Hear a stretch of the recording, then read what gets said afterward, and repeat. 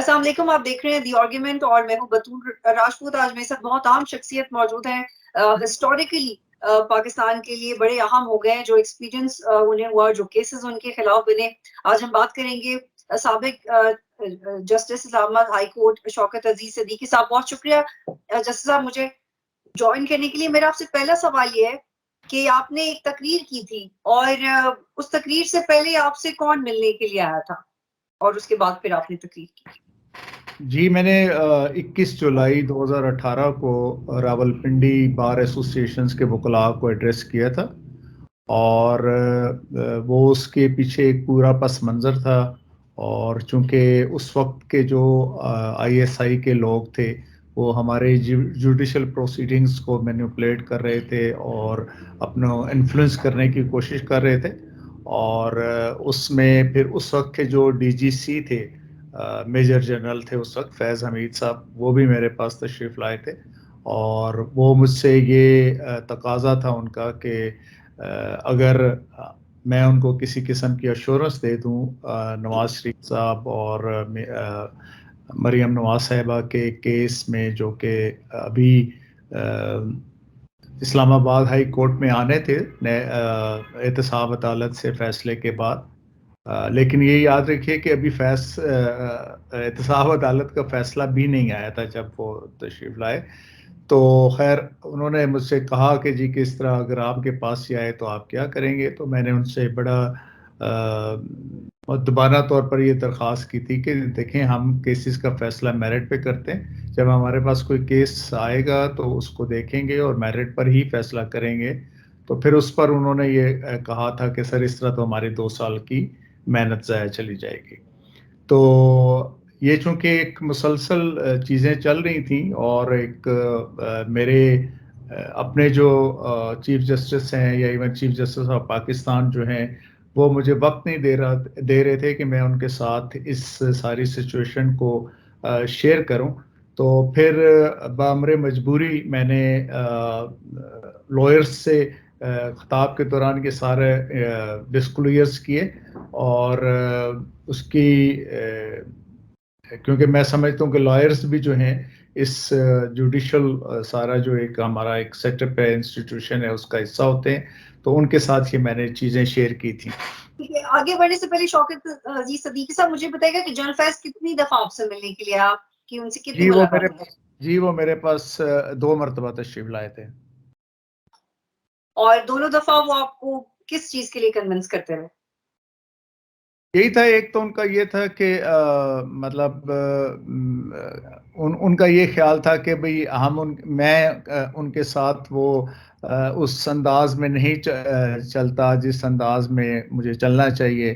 اور سیکنڈلی پھر ان کا یہ تھا کہ جی کہ ہم آپ کی بڑی ریسپیکٹ کرتے ہیں اور ساری بات ہے، تو اس لیے ہم یہ چاہتے ہیں کہ یہ جو ان کے نواز شریف صاحب کی اپیلز وغیرہ کا آپ کے پاس کیس آئے، تو اس میں آپ جو ہے وہ اس پہ ہمیں تھوڑی سی یقین دہانی کریں، کیونکہ اگر اس بینچ میں آپ ہوں گے تو جو بھی پروسیڈنگز ہیں ان کو تھوڑی سی کریڈنس اٹیچ ہو جائے گی. یہ تھا ان کا. اور آپ نے ان کو پھر کیا نپے تلے الفاظ میں جواب دیا تھا یا کلیئرلی منع کر دیا تھا؟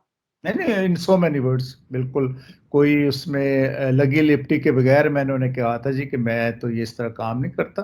انہوں نے مجھے یہ بھی کہا تھا کہ جی ہم بیفور ٹائم آپ کو اسلام آباد ہائی کورٹ کا چیف جسٹس بنوا دیں گے. ویسے میں نے روٹین میں 26 نومبر 2018 کو بننا تھا، تو انہوں نے کہا جی ہم سپٹمبر میں ہی آپ کو بنوا دیں گے دس اینڈ دیٹ. تو میں نے انہیں کہا تھا جی آپ مجھے اگر چیف جسٹس آف پاکستان کی بھی آفر کریں نا، تو میں اپنا جو ہے ضمیر وہ قطعاً گروی نہیں رکھوں گا، اور کسی کی دنیا بنانے یا بگاڑنے کے لیے میں اپنی عاقبت نہیں خراب کر سکتا.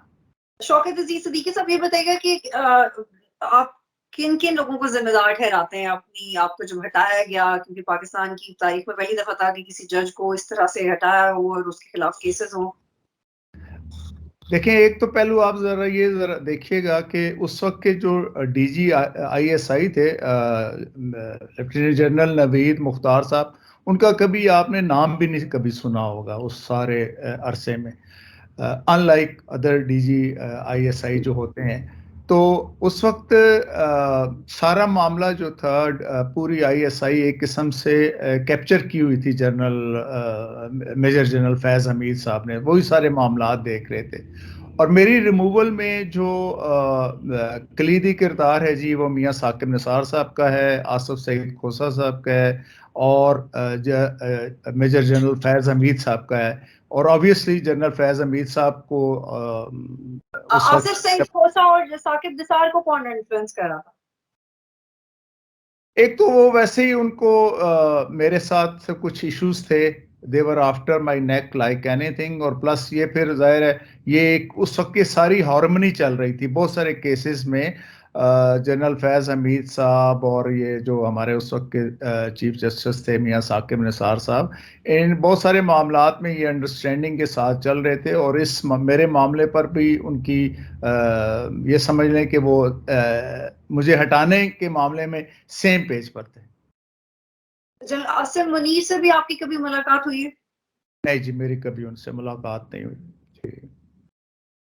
تو شوکت صدیق صاحب یہ بتائیے گا کہ یہ سارا معاملہ اسی لیے ہوا کیونکہ آپ کو پرو PMLN سمجھا جاتا رہا اور PTI کی گورنمنٹ میں آپ کو آپ کی سیٹ سے ہٹایا، تو بھی PMLN کی گورنمنٹ ہے، تو اب آپ کو امید ہے کہ آپ کے کیسز سنا جائے گا، اور اپنے کیس کی بھی تھوڑا تفصیل بتائیے گا کہ اب کیا چل رہا ہے آپ کے کیس میں. دیکھیں پہلی تو let me make it clear کہ میرا PMLN سے کوئی تعلق نہیں ہے، ٹھیک ہے جی. آئی ایم جسٹ ایک بالکل اس معاملے میں یہ بڑی ایک غلط قسم کا پروپیگنڈا کیا گیا اور ایک جھوٹے کہا گیا. میرا آپ PMLN والوں سے بھی پوچھ لیں کہ جی ان کا آپ کے ساتھ کوئی تعلق ہے، تو وہ آپ کو یہی بتائیں گے کہ ان کا کوئی تعلق نہیں ہے ہمارے پاس. ایک اصولی سا میرا موقف تھا جس کو ظاہر ہے جب آپ اصولی موقف اپناتے ہیں اور اس کے نتیجے میں ایک سرٹن جو سائیڈ ہے اس کو اس کا فائدہ ہو رہا ہوتا ہے، تو وہ یہ تصور کیا جاتا ہے کہ شاید وہ اس سائیڈ سے ہیں، اور جس سائیڈ کو نقصان ہو رہا ہوتا ہے وہ ایلیگیشن لگاتے ہیں جی کہ یہ اس سائیڈ سے ہیں.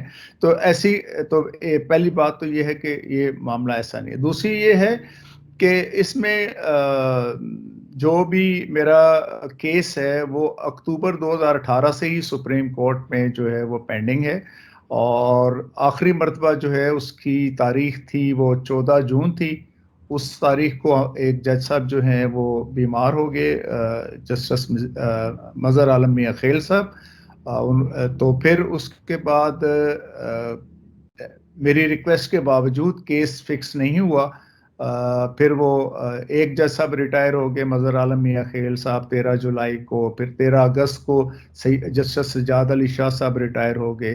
اب پریزنٹ سٹیٹس یہ ہے کہ میرے کیس میں نیا بینچ بننا ہے، تاریخ اس سماعت مقرر ہونی ہے. اب نئے سرے سے ساری یہ جو ہے وہ ہیئرنگ ہونی ہے، لیکن فی الحال تو مجھے نظر نہیں آ رہا کہ چیف جسٹس صاحب اس کے ذہن میں ہے کہ شاید سپریم کورٹ میں میرا بھی کیس پینڈنگ ہے. کیا آپ کا مطالبہ ہے کہ اس پہ کمیشن بننا چاہیے، کیونکہ آپ نے بہت سیریس باتیں کی تھی، لیکن سر آپ پہ دوسرا سوال یہ کہ آپ پہ ایک تنقید یہ بھی ہوتی کہ آپ ایک ذمہ دار جج کی حیثیت سے you are not suppose to say these things in public, لیکن آپ کہتے ہیں کہ آپ کو کوئی سن نہیں رہا تھا تو پھر آپ نے ایونچولی مجبور ہو کے پبلک میں کہہ دیا. دیکھیں بار سے ایڈریس کرنا تو کوئی مس کنڈکٹ نہیں ہے. تمام ججز کا یہ رائٹ ہے کہ وہ بار کو ایڈریس کریں، اور چیف جسٹس صاحبان بھی کرتے ہیں.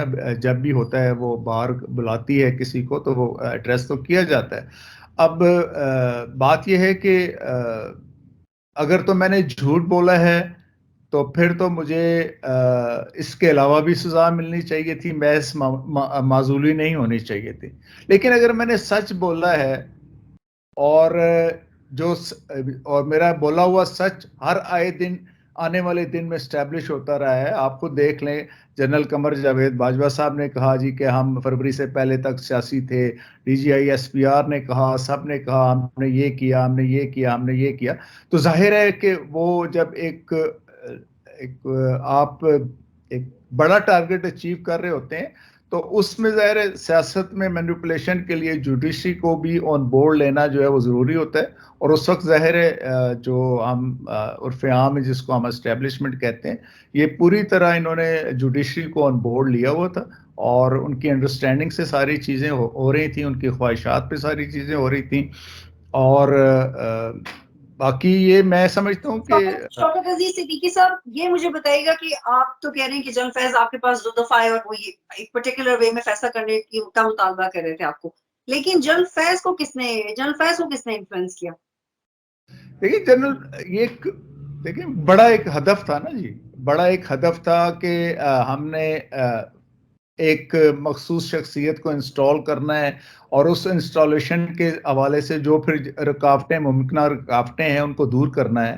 اور ظاہر ہے اس میں پھر ظاہر ایک ٹاسک دیا گیا تھا. یہ اس سارے معاملے کا یہ پولیٹیکل انجینئرنگ، جوڈیشل پروسیڈنگز کی مینیپولیشنز، باقی ساری چیزوں کا کرنا، یہ اصل میں یہ فیض حمید صاحب کا ٹاسک تھا. اور آبویسلی جنرل قمر جاوید باجوہ صاحب نے ان کو یہ ٹاسک دیا ہوا تھا، اور وہ اس میں تو کوئی دوسری رائے ہے ہی نہیں. اور کیا اس میں پی ٹی آئی کے کچھ لوگوں پہ بھی آپ کو شکایت ہے کہ آپ سمجھتے ہیں کہ پی ٹی آئی کے کچھ لوگ بھی تھے آپ کو برطرف کروانے کے پیچھے؟